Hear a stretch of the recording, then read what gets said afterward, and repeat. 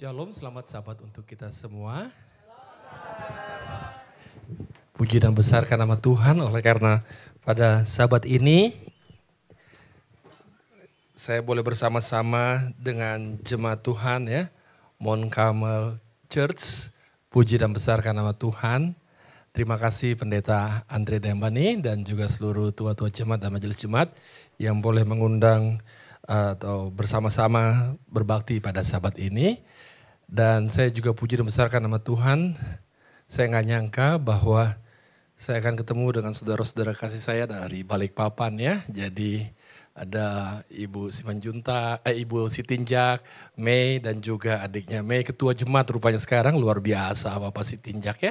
Tuhan boleh berkati bersama dengan Christine Idrus dan keponakannya Ana ya.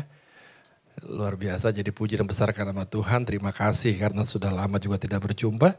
Dan lebih luar biasa lagi saya boleh berjumpa dengan sahabat saya. Ini Bapak Dino Simanjuntak ini. Ini orang luar biasa ini saudara. Kalau mau cerita tentang dia banyak sekali. Hal-hal unik terjadi dalam hidup ini. Ngobrol tengah malam di Unai jam 12, gerah dia mandi saudara.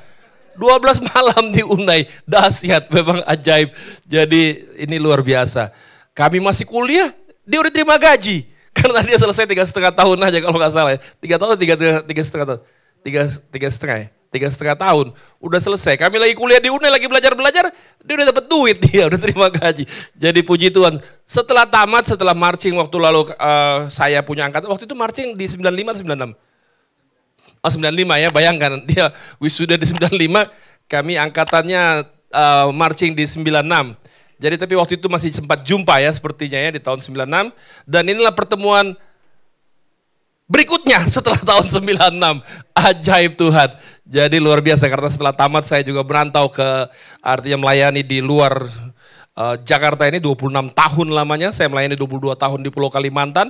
Jadi makanya seperti saudara kalau saya jumpa dengan orang-orang Kalimantan. Bukan seperti lagi, memang sudah keluarga dengan orang-orang Kalimantan. 22 tahun Tuhan izinkan saya melayani Kalimantan. Lalu 4 tahun saya melayani, minta maaf ini kebetulan nanti ada kegiatan pemberkatan nikah besok sahabat kita. Sedelman Albert Naibaho akan pemberkatan, jadi sempat dikontak. Puji Tuhan ya, jadi 4 tahun kemudian, 22 tahun saya melayani di Pulau Kalimantan, 4 tahun melayani di daerah Nusa Tenggara, di kampung halamannya Bapak Pendeta Andre Dembani. Saya sudah lihat bagaimana ajaibnya Tuhan memberkati orang tuanya, menjadi berkat bagi banyak orang dalam kehidupannya. Sehingga tidak heran bila mana seorang anaknya, keturunannya melanjutkan kehidupan pelayanan. Jadi puji dan besarkan nama Tuhan ya di Pulau Sumba, sangat luar biasa, ajaib Tuhan. Baik, pada saat ini saya rindu melalui tuntunan Rohul Kudus mengajak kita semua untuk belajar firman Tuhan yang berjudul berlari-lari kepada tujuan. Tapi sebelumnya kita kembali satu hati dalam doa. Bapa di sorga Allah yang penuh rahmat, biar kiranya Roh Kudus-Mu terus memenuhi hati dan pemikiran kami ya Tuhan. Berbicaralah kepada kami karena kami sudah siap untuk mendengar. Di dalam nama Yesus Kristus kami sudah berdoa dan mengucap syukur. Amin. Saudara, saya lupa lagi. Saya tangan kiri baru saja patah, jadi masih ada baut di dalam dan belum bisa lurus dan masih sementara ongoing untuk nempel tulang-tulangnya. Jadi saya tidak bisa gunakan tangan kiri. Tidak apa-apa. Ini saya di Kalimantan dan di Nusa Tenggara biasa begini Bu Pendeta. Jadi no problem. Oke, baik. Slide selanjutnya ya. Baik, saudara-saudaraku yang kasih dalam Tuhan, ada seorang yang bernama Florence Kedwick ya. Florence Kedwick ini sangat luar biasa. Dia seorang perenang bukan perenang di kolam renang, tapi perenang di lautan, perenang di lautan bebas. Dan sangat luar biasa dia mencetak rekor yang banyak sekali. Dia adalah seorang perenang Amerika dan juga saudara-saudara bayangkan dia berenang.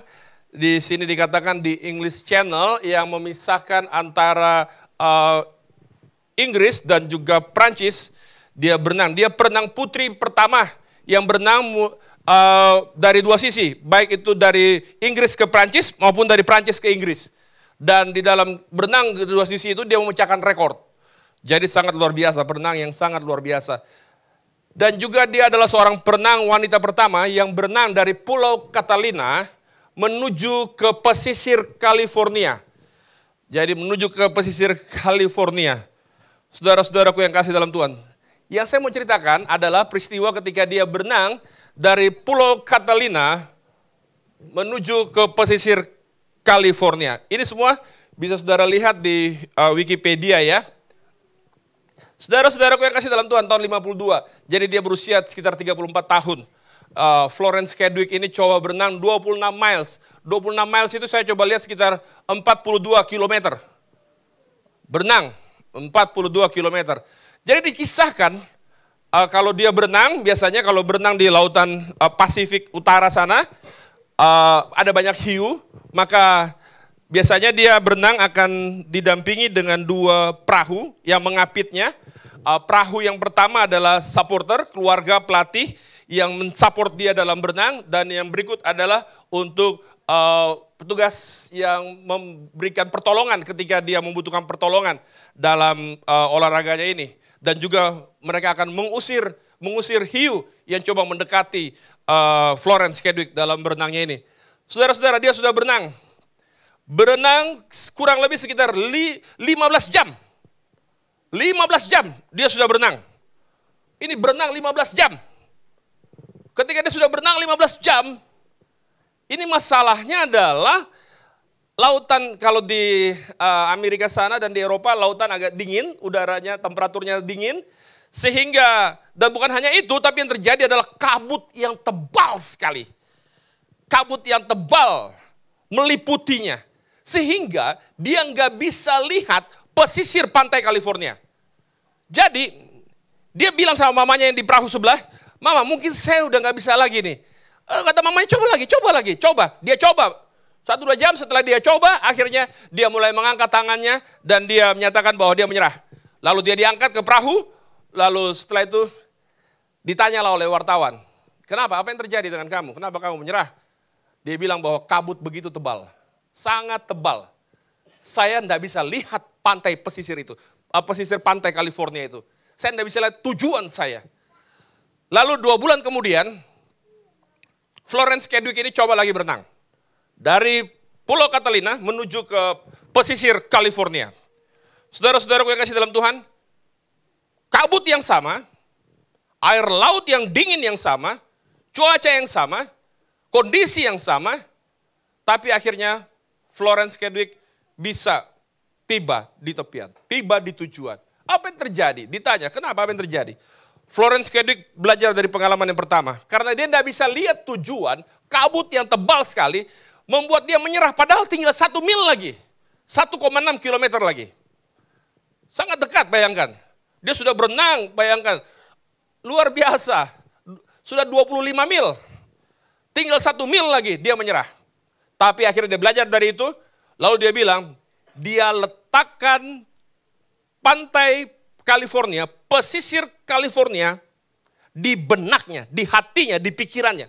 Jadi dia berenang, dia sudah lihat tujuannya. Walaupun itu kabut tebal menutupi, tapi dia tetap berenang. Karena di hatinya, di pikirannya, pantai California itu jelas terlihat. Sehingga akhirnya dia boleh tiba di tujuan.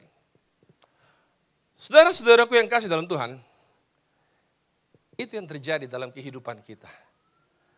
Aduh, kabut sangat tebal, saudara. Hidup di atas dunia yang berdosa ini. Seringkali menghalangi pandangan kita terhadap tujuan kehidupan anak-anak Tuhan. Yaitu surga yang Tuhan siapkan bagi kita. Tidak heran, Rasul Paulus berkata, Filipi 4 ayat 13. Dan berlari-lari kepada tujuan. Untuk memperoleh hadiah yaitu panggilan surgawi dari Allah dalam Kristus Yesus. Ini ayat bukan sedang mengajarkan Paulus menyatakan bahwa keselamatan berdasarkan perbuatan, usaha manusia. Tidak. Tidak sama sekali. Alkitab dan gereja ini tetap mengajarkan bahwa keselamatan adalah hanya kasih karunia aja. Kasih karunia. Itu keselamatan. Lalu Paulus kenapa bilang bahwa dia berlari-lari kepada tujuan untuk memperoleh hadiah, yaitu panggilan surgawi dari Allah dalam Kristus Yesus. Ini adalah masalah pilihan. Tuhan membuat manusia yang adalah makhluk sosial ini, makhluk cerdas ini, diberikan kuasa memilih. Karena dalam hidup ini semua ada pilihan. Setan tidak mau kita tiba di tujuan. Dia tempatkan kabut yang sangat tebal, guncangan-guncangan yang sangat dahsyat. Sehingga akhirnya kita harus bertekad untuk tetap memilih berada pada Allah. Bahkan Rasul Paulus melanjutkan lebih jauh dalam ungkapannya. Di dalam 1 Korintus 9 ayat 24. Tidak tahukah kamu bahwa dalam gelanggang pertandingan semua peserta turut berlari, tetapi bahwa hanya satu orang saja mendapatkan hadiah. Karena itu larilah begitu rupa sehingga kamu memperolehnya. Ayat yang ke-25. Tiap-tiap orang turut mengambil bagian dalam pertandingan, menguasai dirinya dalam segala hal.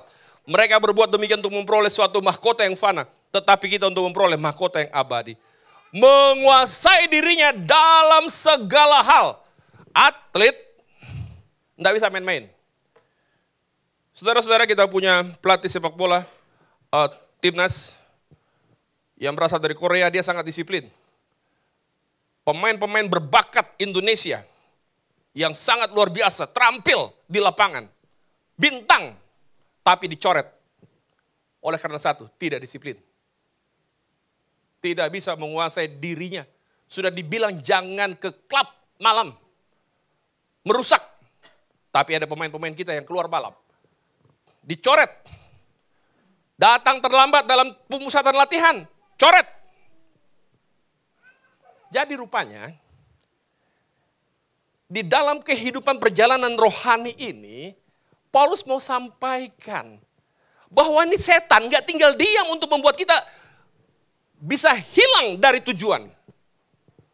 Paulus mau bilang buat kita, bahwa sementara atlet saja dia menguasai dirinya, dia berlatih sangat luar biasa, mendisiplin dirinya, apalagi saya dan saudara. Mereka hanya mendapatkan mahkota yang fana, kita mendapatkan mahkota yang kekal. Saudara-saudaraku yang kasih dalam Tuhan, lebih jauh lagi. Ini biang keroknya masalahnya. Efesus 6 ayat 12. Karena perjuangan kita bukanlah melawan darah dan daging, tapi melawan pemerintah-pemerintah, melawan penguasa-penguasa, melawan penghulu-penghulu dunia yang gelap. Ini melawan roh-roh jahat di udara. Ini bukan maksudnya pemerintah pemerintah kita ya, RT kita lawan. Ini ayat ini bilang katanya lawan aja katanya. Enggak lah. Ini maksudnya pemerintah-pemerintah karena memang setan telah menaklukkan Adam yang menguasai bumi. Allah memerintahkan Adam kuasai bumi. Lalu setan menaklukkan Adam, menggoda Adam dan Hawa, dan dia mengaku bahwa dia sekarang memerintah bumi. Dialah penguasa bumi. Dia klaim bumi ini adalah miliknya. Karena kenapa? Allah yang memberikan ini kepada Adam dan sekarang Adam sudah di bawah kekuasaan saya. Makanya tidak heran Alkitab sering berbicara tentang penguasa-penguasa adalah kuasa itu dia. Kuasa kegelapan, kuasa daripada iblis. Memang kita lawannya dia masalahnya. Jadi memang nggak boleh kita nggak teguh di dalam Tuhan. Keselamatan itu dari Tuhan. Tapi kita harus bergantung terus kepada Tuhan. Nah, di dalam bergantung terus kepada Tuhan, di dalam melihat tujuan sebagaimana Florence Kedwick itu, dia menanamkan dirinya, dia latih dirinya, dia pusatkan pikirannya untuk tetap kepada tujuan. Makanya, saudara-saudaraku yang kasih dalam Tuhan, setan taburkan banyak hal. Dan Yesus pernah berkata, di dalam perumpamaan tentang penabur, ini hal-hal yang bisa membuat kita hilang arah. Ini kabut-kabut ini yang membuat kita gak bisa jelas tujuan sorga. Markus 4 ayat 18-19. Dan yang lain ialah yang ditaburkan di tengah-tengah semak duri. Itulah yang mendengarkan firman itu. Lalu kekhawatiran dunia ini.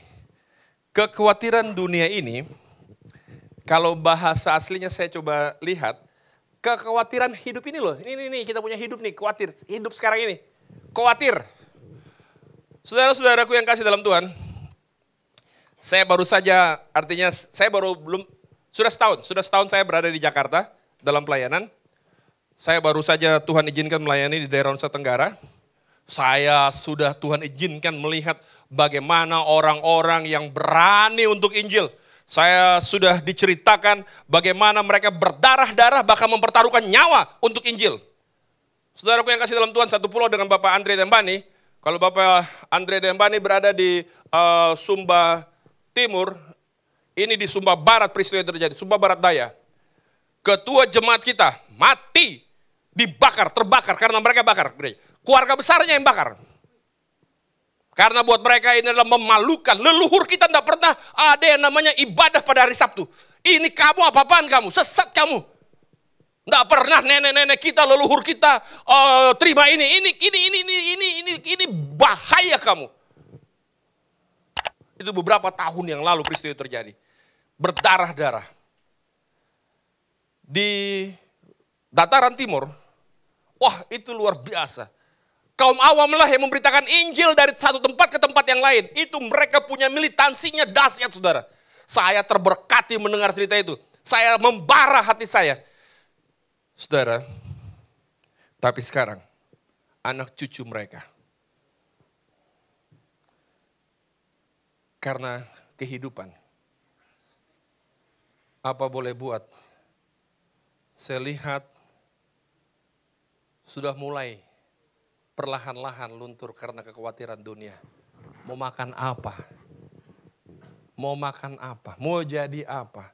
Akhirnya adalah yang harus berkuliah di hari Sabat, cucu-cucunya. Di mana mereka punya, kalau orang Kupang bilang bai, itu opung. Bai-bai mereka tentara Injil yang sangat tangguh dan kokoh. Tapi karena kekhawatiran dunia, ada yang harus pergi berangkat, anggota gereja kita, pergi berangkat bekerja di kebun sawit, di Malaysia, bertarung hidup menjadi TKW dan TKI. Dan saya katakan, saya puluhan tahun di Kalimantan, saya sudah lihat di kebun sawit kalau hanya pekerja dan buruh di sawit, tidak pernah ada libur hari Sabat. Jadi ada anggota jemaat kami waktu di sana, waktu saya nyatakan, saya dengar bahwa dia akan pergi bekerja di Malaysia, dan saya tanya bekerja di mana, di perkebunan sawit, saya katakan jangan pernah. Burung pipit Tuhan kasih makan. Baimu mati untuk Injil. Percaya. Kekhawatiran dunia ini. Lalu bicara tipu daya kekayaan. Dan bukan ini hanya orang-orang yang kalangan yang dikatakan bahwa bertarung untuk hidup. Tapi saya lihat juga orang di perkotaan. Khawatir. Wah kesana kesini. Sampai tembus hari Sabat pun urus bisnis dan segala macam. Kalau enggak gimana lagi kita mau lewatkan ini pendeta. Ini peluang besar. Peluang besar. Jangan sampai dilewatkan. Terlalu bodoh kita lewatkan ini. Kekhawatiran dunia ini. Ada yang bilang buat saya. Hanya orang mati yang gak khawatir pendeta. Kalau udah mati baru udah berhenti khawatir. Alkitab katakan serahkan segala kekhawatiran kepadaku. Marilah yang letih lesu dan berbeban berat. Alkitab panggil. Lalu tipu daya kekayaan. Kaya enggak salah. Oh saudara-saudara, Alkitab mencatat bahwa para nabi ini para saudagar. Ini mereka sangat luar biasa, taipan di zaman itu. Itu bukan orang sembarangan para nabi. Bahkan Ayub, kalau saudara lihat bagaimana Ayub, orang yang tidak ada kekayaannya lebih hebat daripada dia. Di belahan timur. Dan sekarang sampai detik ini, timurlah yang menguasai kekayaan. Orang-orang sultan-sultan di belahan timur itu sangat kaya raya mereka. Saudaraku yang kasih dalam Tuhan. Tapi ada tipu daya kekayaan. Kekayaan ini ngeri. Alkitab catat, kekayaan gak ada masalah. Ingin kaya yang dosa. Loh, pendeta. Kok ingin kaya dosa? Ya ingin kaya itu berarti cinta akan kekayaan. Para nabi kaya, tapi hatinya enggak di kekayaan itu. Hatinya tetap di pemberi kekayaan itu. Tipu daya kekayaan ini paling berbahaya karena kenapa? Ini bisa membuat orang, saudara-saudara, habis-habisan cinta akan uang adalah akar segala kejahatan. Ini mengerikan ini membuat orang banyak terjebak terhadap hal ini. Dan saya katakan orang yang ingin kaya bukan hanya orang yang tidak ada uang. Koruptor itu bukan orang sembarangan, kaya raya mereka. kaya raya, uangnya banyak sekali. Yang di penjara-penjara oleh karena korupsi itu nggak habis-habis uangnya. Biar kata di penjara tetap aja uangnya beredar. Ini masalahnya adalah ingin kaya. Ada yang bilang buat saya, pendeta, mana ada sih orang yang nggak doyan duit? Saudara, itulah dunia. Ini bisa membuat jadi benih itu bisa mati. Keinginan-keinginan akan hal yang lain. Ini ada keinginan mata, keinginan daging, keangkuhan hidup. Ingin nama besar, ingin dibilang hebat. Ini Alkitab di dalam ayat 19 bilangnya begini, masuklah semuanya itu menghimpit firman itu sehingga tidak berbuah. Ini bukan hanya tidak berbuah, kenapa dia tidak berbuah? Ayat sebelumnya memberitahukan kepada kita ayat 7, sebagian lagi jatuh di tengah semak duri, lalu makin besarlah semak itu dan menghimpitnya sampai mati. Membuat kita tidak bisa lihat tujuan dengan jelas, bahkan membuat kerohanian kita bisa mati. Dan bisa salah arah. Kita pikir kita sementara di jalan yang betul, padahal arah yang salah. Bolehkah ini di play, karena ini adalah video?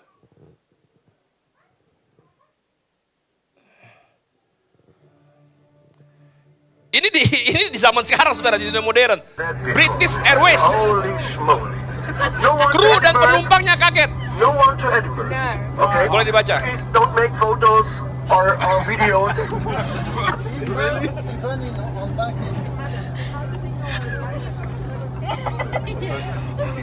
The embarrassment of taking us to the room. I know. Yeah, I know. And going directly then to Düsseldorf. Flight time will be 1 hour and 20 minutes. We apologize about that. We don't know where the problem is, but it has happened and we do the best to bring you as soon as possible to Düsseldorf. Sorry. Jangan lupa subscribe ya. Ini dari Tribun. Saudaraku yang kasih dalam Tuhan, bayangkan, dia punya tujuan dari London ke Jerman, tapi pilot menerbangkannya dari London ke Skotlandia. Pilotnya salah arah, salah tujuan. Saudara, lalu saya baca-baca, apa sih yang terjadi sebetulnya dengan pilot? Di sini ada yang pilot? Oh, lagi terbang. Saudara, saya baca-baca. Oke. Dari sebuah artikel dari suara.com.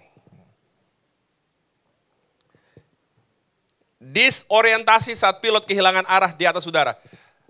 Karena bahan ini saya coba melihat apa yang terjadi dengan kecelakaan pesawat di dunia modern. Di kecanggihan alat keselamatan di sebuah pesawat. Tetapi oleh karena disorientasi dari pilot, maka kecelakaan. Kecelakaannya bukan karena kurang canggihnya alat, tapi karena disorientasi dari pilot, salah arah dan salah arahan dengan menara-menara yang memberikan pengarahan. Suatu kali kejadian di Amerika Serikat, saya coba lihat bahwa sudah dikasih petunjuk dari titik ini maka kamu akan belok kanan sekian derajat, dari setelah titik ini kamu sudah ketemu titik ini kamu akan belok kanan sekian derajat. Tapi karena pilot sibuk dengan yang lain, pilot tidak memperhatikan dan akhirnya dia salah arah. Dia seharusnya belok kanan di titik itu, lalu dia malah belok kiri dan setelah itu belok kanan, dia nggak tahu di mana ini malam hari. Dia nggak bisa lihat di mana itu airport dan dia sudah menurunkan ketinggian pesawat. Dan ketika dia sadari bahwa dia salah arah, dia coba untuk naikkan kembali, dia angkat kembali, dia naikkan kembali, tapi gravitasi menarik pesawat itu turun. Dan akhirnya menabrak pepohonan di dunia modern. Saudara, ini pelatihan untuk jangan sampai pilot disorientasi saat pilot kehilangan arah di atas udara. Itu kalimat terakhir, ini besar ya. Kuncinya, pilot harus percaya instrumen, jangan percaya mata, keseimbangan, apalagi perasaan. Karena bisa kena disorientasi. Dan instrumen adalah alat canggih yang biasa menuntun pilot ke tujuan dan arah yang benar. Mengenal disorientasi penyebab jatuhnya pesawat saat pilot hilang arah. Jadi memang saudara-saudaraku yang kasih dalam Tuhan, setan juga mau untuk bukan hanya kabut menutupi kita, tapi dia bikin kita disorientasi. Dia pikir bahwa kita sudah jalan arah yang benar. Oleh karena kekhawatiran, oleh karena tipu daya kekayaan, oleh karena keinginan-keinginan yang lain, keinginan mata, keinginan daging, dan juga keangkuhan hidup. Saudara, apa sih obatnya? Gimana caranya? Supaya kita boleh tetap kabut tebal seapapun, kita tetap ada tujuan yang kita rindukan.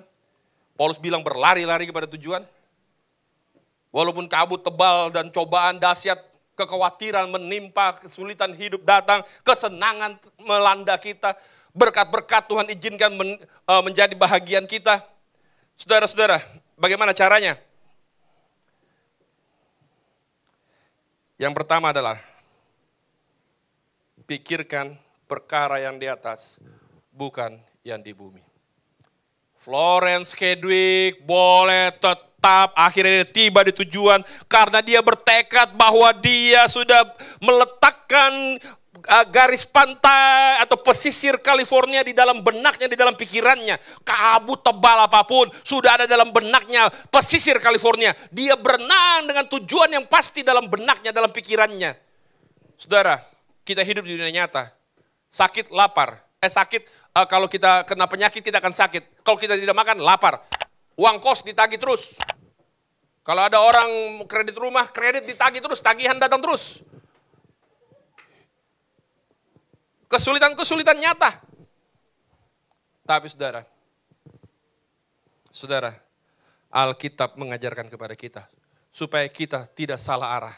Supaya kita tidak disorientasi. Supaya kabut itu, apapun yang dunia tawarkan, apapun yang setan letakkan menjadi jerat, untuk kita tidak bisa melihat tujuan, kita tetap bisa berlari-lari kepada tujuan, yaitu panggilan sorgawi, melalui pikirkanlah perkara yang di atas, bukan yang di bumi. 2 Korintus 4 ayat 18. Paulus katakan, sebab kami tidak memperhatikan yang kelihatan, melainkan yang tak kelihatan. Karena yang kelihatan adalah sementara, sedangkan yang tak kelihatan adalah kekal. Sorga nggak kelihatan, Tuhan nggak kelihatan.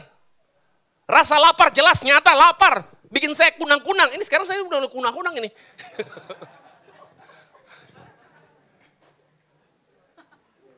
Oh, lapar nyata, sehingga akhirnya orang khawatir dengan rasa lapar. Anak punya uang kuliah kan wajib dibayar. Mana ada, Bu? Mah nggak ada. Kebutuhan itu nyata. Inilah yang akhirnya banyak orang lupa mau kemana arah hidup ini. Sibuk ngurusin ini semua. Oh, sibuk semua ngurusin ini semua. Lupa semua. Padahal, saudara boleh baca Matius 6. Aduh, ini ayat luar biasa buat saya nggak tampilkan di sini. Matius 6, sebelum ayat 33, ayat 32 menyatakan, Bapamu yang di sorga tahu bahwa kamu membutuhkannya, kamu membutuhkan semuanya itu. Baru masuk di ayat 33. Tetapi carilah dahulu kerajaan Allah dan kebenarannya, maka semuanya itu akan ditambahkan kepada Bapa kita di sorga jauh lebih baik daripada opung kita. Bapa kita di sorga lebih jauh daripada Bapa manusiawi. Dia tahu semua kebutuhan kita.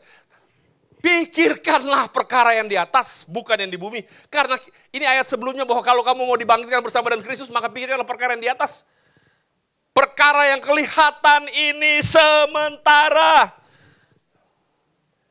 Mobil yang saya miliki itu sementara, rumah. Saya nggak punya rumah.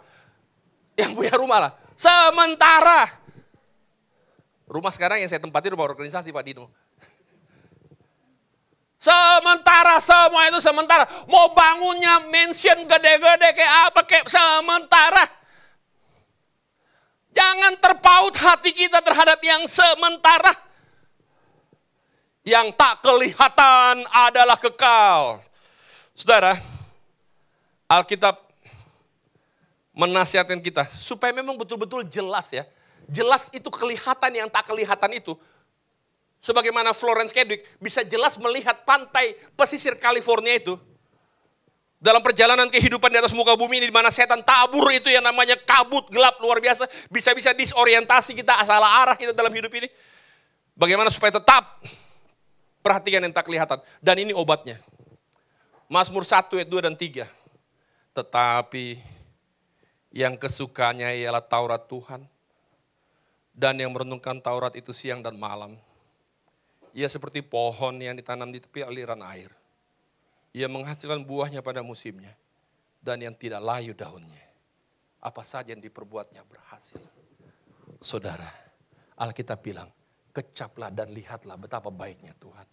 Saudara mau apa yang difirmankan ini? Nikmati ini, Alkitab ini. Aduh saudara, tantangan bagi gereja ini, saya mau sampaikan. Yang belajar Alkitab dan baca Alkitab setiap hari dalam gereja ini, angkanya semakin lama semakin menurun. Yang belajar sekolah sahabat itu adalah penuntun pedoman untuk belajar Alkitab. Angkanya semakin lama semakin menurun. Ini panduan kita. Tadi dikatakan dalam pelatihan para pilot, untuk tidak kamu mengalami disorientasi, lihat instrumen. Perhatikan instrumen, bukan perasaan. Bukan apa yang kamu lihat. Inilah instrumennya. Ini instrumennya yang bisa membuat kita berlari-lari kepada tujuan dengan jelas. Ini instrumennya. Ini instrumen yang membuat, kalau orang tadi bilang bahwa mana ada yang gak doyan duit. Ini instrumen bisa membuat kita yang tadinya Paulus bilang, yang tadinya berharga bagiku, tapi semuanya itu kuanggap sebuah kerugian. Ini instrumennya. Karena di dalamnya memperlihatkan bagaimana kemuliaan yang Tuhan tawarkan. Di mana Kristus Yesus jauh lebih dari segalanya. Ini instrumennya. Inilah yang menuntun kita boleh tiba di pada tujuan. Walaupun kabut tebal sebagaimana apapun yang terjadi. Saudaraku yang kasih dalam Tuhan. Di dalam 2 Timotius 3:15. Ingatlah juga bahwa dari kecil engkau sudah mengenal kitab suci. Yang dapat memberi hikmat kepadamu dan menuntun engkau kepada keselamatan. Ini yang menuntun kepada keselamatan. Dan ini juga saudara-saudaraku yang kasih dalam Tuhan. Oh, saya Anda berikan ayat selanjutnya, ayat 16. Ayat 16 adalah inilah yang mengajarkan kepada kita bagaimana itu yang namanya salah. Inilah Alkitab ini yang menuntun kita kepada sebuah pertobatan. Inilah yang menyatakan bahwa kita lagi salah arah. Ini dia arah yang benar. Inilah yang membuat kita bisa terang benderang melihat surga. Walaupun kabut, walaupun kekhawatiran, walaupun rasa lapar, walaupun segala macam kesulitan yang terjadi. Dunia yang menawarkan segala macam. Tapi ini terang benderang menembusi itu semua dengan kuasa Tuhan. Oleh karena firman ini membuat kita bertobat, membuat arahnya jelas. Inspirasi sangat luar biasa saudara. Menguraikannya. Minta maaf karena ini panjang. Saya tidak belah-belah dalam beberapa slide. Satu slide saya tempatkan. Di dalam 2 Testimonies for the Church, halaman 294, alinea yang kedua. Saya akan bacakan. Ini luar biasa. Saya rindu saya alami ini. Dan saya rindu umat Tuhan yang ada di Mount Carmel juga mengalami ini. Pertobatan adalah pekerjaan yang paling tidak dihargai. Orang banyak gak mau ini. Bukan masalah mudah saudara. Untuk mengubah pikiran duniawi yang mencintai dosa. Gak gampang sekarang. Aduh, zaman dulu orang Advent gak boleh nonton bioskop. Bioskop diharamkan. Akhirnya salah kaprah para orang tua kita. Tempatnya yang diharamkan. Padahal nyonya lagi berbicara kontennya. Yang di bioskop itu. Dan sekarang yang di bioskop itu ada di tangan kita. Di dalam gadget kita. Genggaman kita. Terlalu banyak. Tawaran dunia ini. Yang bisa membuat kita disorientasi. Kemana arah ini? Lihat ini. Nggak gampang katanya. Bukan masalah mudah. Untuk mengubah pikiran duniawi yang mencintai dosa dan membawanya memahami kasih Kristus yang tak terkatakan. Enggak gampang bikin orang memahami kasih Kristus yang tak terkatakan. Hatinya terpaut terhadap kasih Kristus. Yang selama ini terpaut terhadap harta dunia ini. Kalau orang Kupang bilang Royd. Kalau bapaknya Christine Idrus bilang piti. Betul. Kepeng kata orang Ambon, hepeng kata orang Batak. Ya inilah yang lebih silau lah, ini jelas kok. Lalu mau bilang kemuliaan Kristus, kayak apa ya itu kemuliaan Kristus? Nggak gampang. bisa membuat kita lebih tertarik kepada kemuliaan Kristus. Kenapa? Lihat ini. Tidak gampang katanya mengubah pikiran duniawi yang mencintai dosa dan membawanya untuk memahami kasih Kristus yang tak terkatakan, pesona rahmatnya dan keagungan Allah, sehingga jiwa akan dipenuhi dengan kasih yang ilahi yang terpikat dengan misteri surgawi. Ini dia selanjutnya. Ketika dia memahami hal-hal ini, kehidupan sebelumnya tampak menjijikan. Yang tadinya saya doyan banget yang namanya duit, bikin bisa janji kayak apa, kayak ngibul kayak apa, kayak yang penting dapat duit. Saya punya anggota jemaat di Kalimantan. Dia adalah diangkat menjadi general manager dalam sebuah perusahaan alat berat. Lalu finance manajernya membuat biasa laporan keuangan setiap tahun. Lalu dia baru saja diangkat jadi general manager. Lalu dikirimlah financial statement kepada kantor pusat. Dan kepada kantor pusat melihatnya. Lalu sang owner katakan, oke, dikirim financial statement yang baru. Laporan keuangan yang baru. Dari pusat. Suruh tanda tangan. Lalu anggota jemaat saya itu melihat perubahan demi kepentingan pemotongan pajak. Karena kalau dikasih tahu gain yang sebenarnya, keuntungan perusahaan yang sebenarnya, pajak kita harus bayar berapa? Gede ini. Lalu saya punya anggota jemaat yang merupakan general manager baru diangkat di sana. Dia telepon. Langsung owner. Orang asing. Hey, kenapa kamu kirimkan saya financial statement yang bukan seperti kami laporkan? You just sign it katanya, tanda tangan saja. Tanda tangan, everything we can handle. Don't worry, tanda tangan saja. Dia bergumul, bagaimana dia bikin tipuan ini.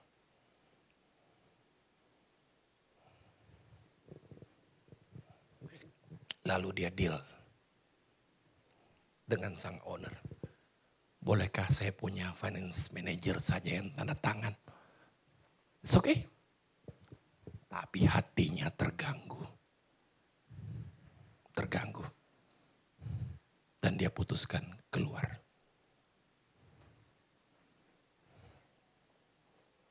Ada juga kok orang yang gak doyan duit.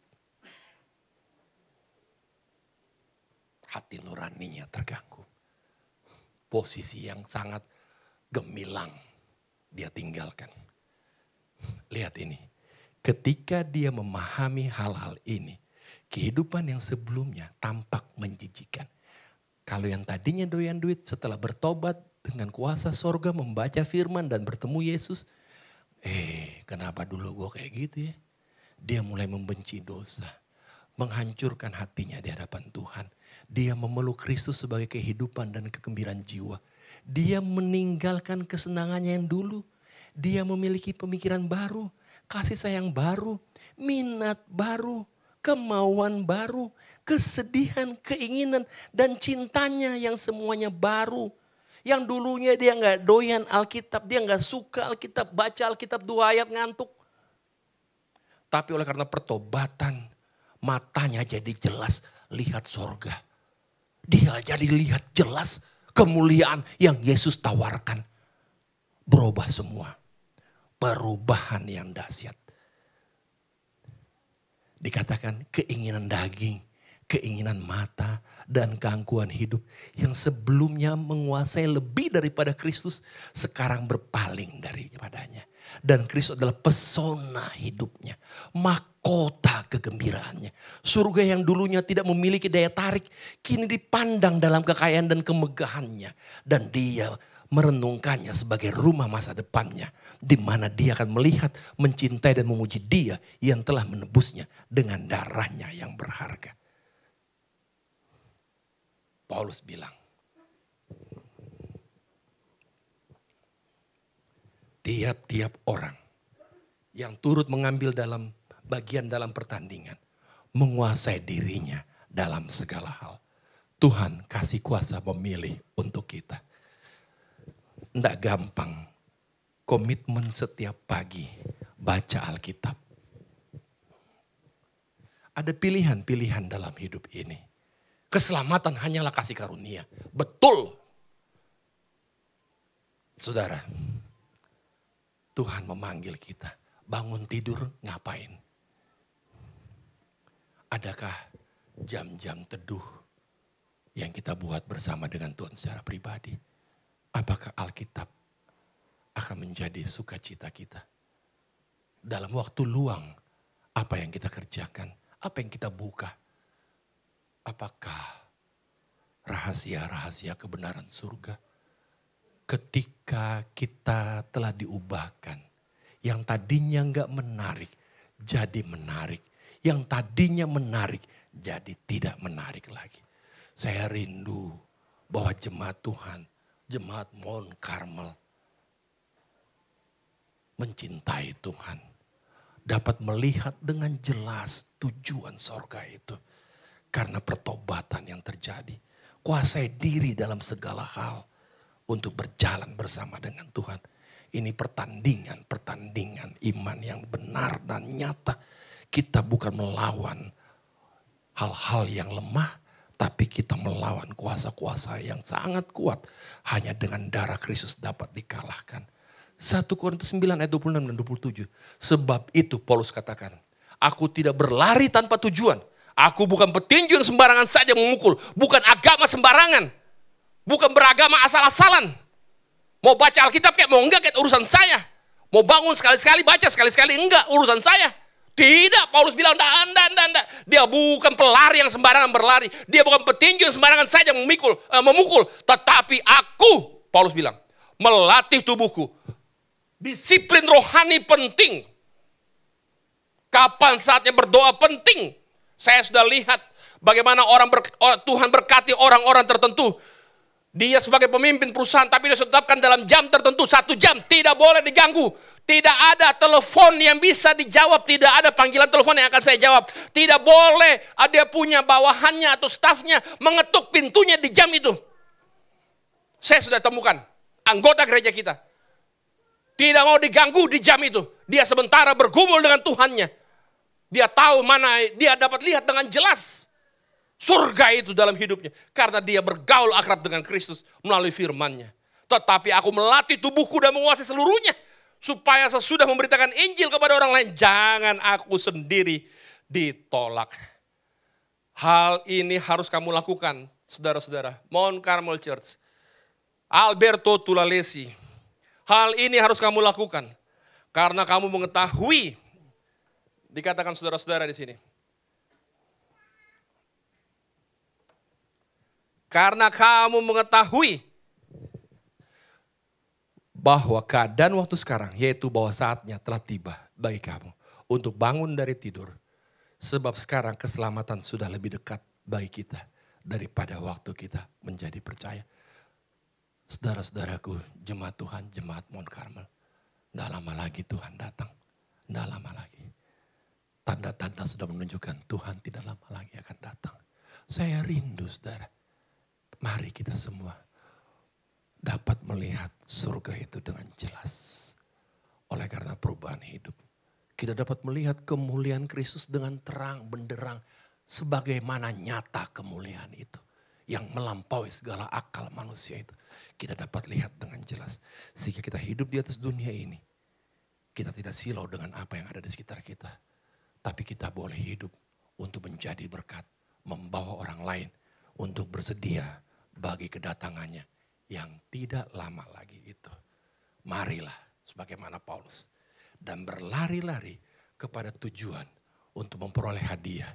Yaitu panggilan surgawi dari Allah dalam Kristus Yesus. Sehingga ketika dia datang yang kedua kali. Dia akan sambut kita. Sabaslah hai hambaku yang setia. Turutlah dalam kebahagiaan Tuhan. Dan kita akan hidup kekal selama-lamanya. Dalam kerajaan sorga. Tuhan memberkati kita semua.